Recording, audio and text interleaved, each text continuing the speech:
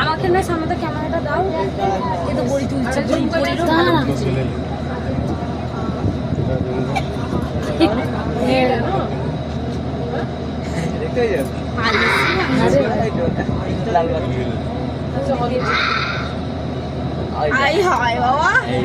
এবার তুলে ভালো উঠে নে আমার কি ওরা বুঝতে পারছে আমরা ওদেরকে দেখতে এসেছি, বলে আয় অটোগ্রাফ নিয়ে যায়। একজন তো মুখ ঘড়ি বসে আছে, এদিকে জানা একটু নেবে দেখ গিয়ে আয় না।